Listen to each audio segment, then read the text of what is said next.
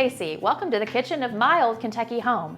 Today we're going to be exploring the German immigrant influence on Kentucky's culinary scene. We're going to be making Goetta and drinking highballs. For our Goetta, we're going to need a pound of pork sausage, a pound of ground beef, 1 large chopped onion, a teaspoon of pepper, a teaspoon of salt, 1½ tablespoons of garlic, 2½ cups of steel-cut oats, and 8 cups of water.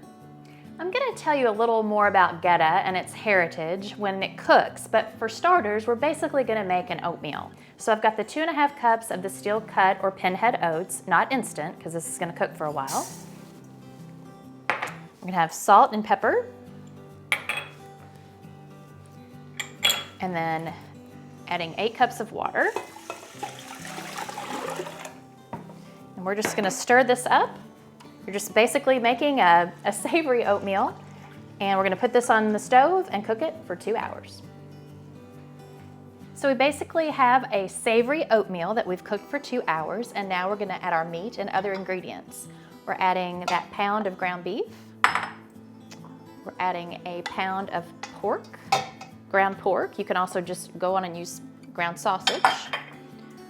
We're adding a chopped onion.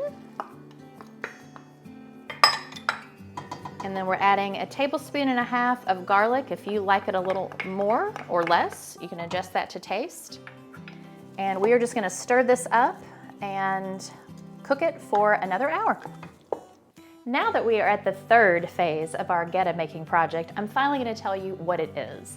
Basically, it is a boiled meat. It's a cousin of, say, scrapple in the Pennsylvania Dutch area, but that was made with meat scraps, mainly pork and corn and wheat. Or think of blood pudding out of the United Kingdom or Ireland. This is its German cousin. So this was meat, like we said. We have ground beef and pork, but mixed with oats. That's kind of makes it different. I'm gonna tell you a little more about it as we prepare our next stage. So now that we have our, basically, this is, but kind of essentially a meatloaf recipe as well, except we didn't bake it, we boiled it. So we have our boiled meat. Sounds really yummy. It looks really yummy too. Maybe not. But I promise it tastes good if you like this sort of thing. I think it's one of those acquired tastes, honestly. I happen to have acquired it as a young girl. So we're pouring this in. We're gonna do 2 pans of this, but I'm just gonna set up one for now. All right, we're gonna put this loaf in the refrigerator overnight. We are at our 4th phase of making Goetta, and we have our congealed loaf from being all night in the refrigerator last night. We're gonna turn this out. I'll do this first. And as I said, this was a cousin of a scrapple or a blood sausage, and it was the German immigrants who settled in the northern Kentucky area, even as far as Cincinnati, Ohio, and the Louisville area that were making Goetta back before World War II. And they did this, I think, probably, the recipes were cousins, but it was a way of stretching out your meat with the oats and making this last a little longer for a family. The story of how it has become so popular in this region, let's see how this comes out. Oh, beautiful, beautiful loaf there. Is that in 1946, after World War II, a man by the name of Robert Glyer, his family owned a butcher shop in northern Kentucky, Covington specifically, and the story goes he came back and wanted to offer something at his butcher shop that he loved, and that was Goetta, so they started making it. But prior to that, people just made it at home, like they still do today. And he started serving it at Glyer's butcher shop, and it became so popular because, as you can see, this is pretty time-consuming to do, so people started buying it from the butcher shop instead of making a lot at home.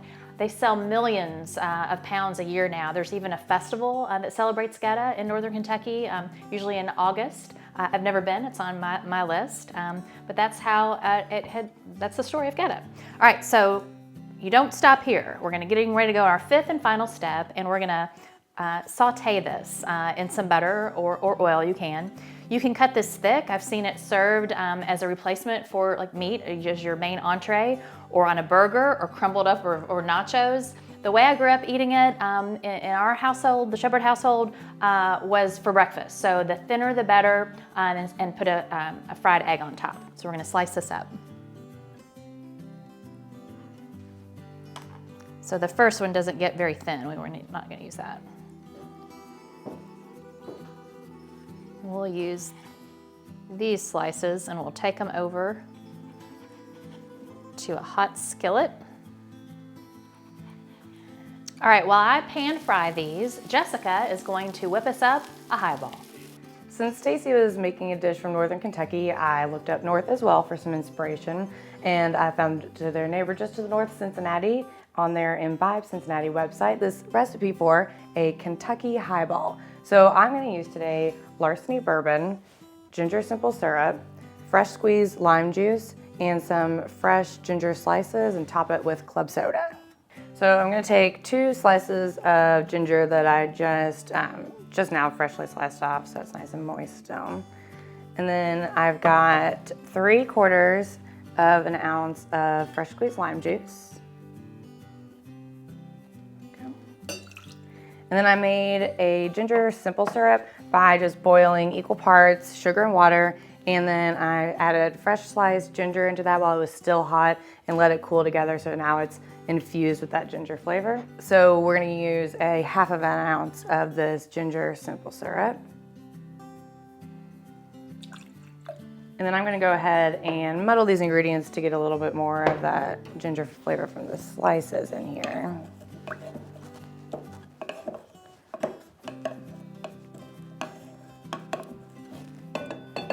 And then I'm gonna add ice and then top it with the bourbon, and we'll give it a good shake.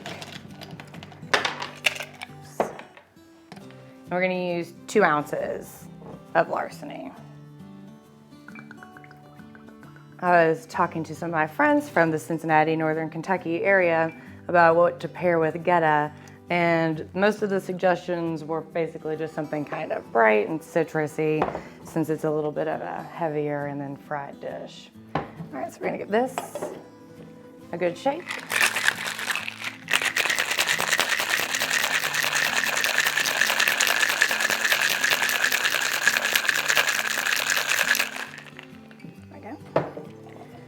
And then you're just gonna fill a highball glass with ice, and we're gonna strain these ingredients over top. Make too much of a mess. All right.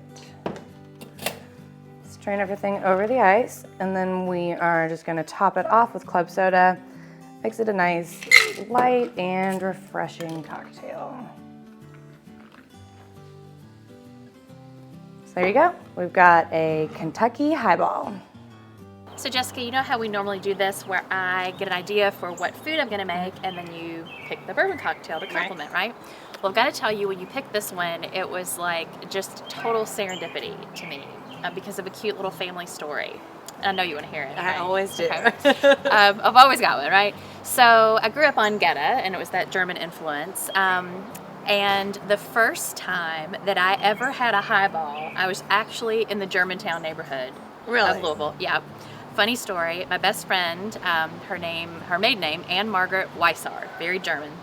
We were visiting her German family, a bunch of older aunts. We walked in at 10 in the morning. We were in college, later in college, totally 21. And I walked in. They were having pancakes, and they asked me if I wanted a highball with my pancakes. That's in Germantown, kind of the German family. Right? There's some German influence to that. Yeah. Well, I definitely knew that when I chose it. So. It wasn't just a coincidence. I think so. But it's a great morning drink, right? Absolutely. This one is really daytime, bubbly, light. Yeah, that's nice, light, and refreshing. I think it paired well with our breakfast version of Goetta. Right. As I said before, some people crumble it and put it on nachos, serve it as a sandwich. I realize it is acquired taste. I just happen to have acquired it at an early age. Yep, I'm getting there. There you go. There you go. So speaking of getting there, I am getting myself to Covington, Kentucky this summer to get up to that Goetta Fest once and for all. And go to Northern Kentucky just like we did with this episode.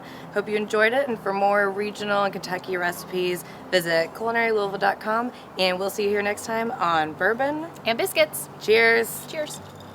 Cheers.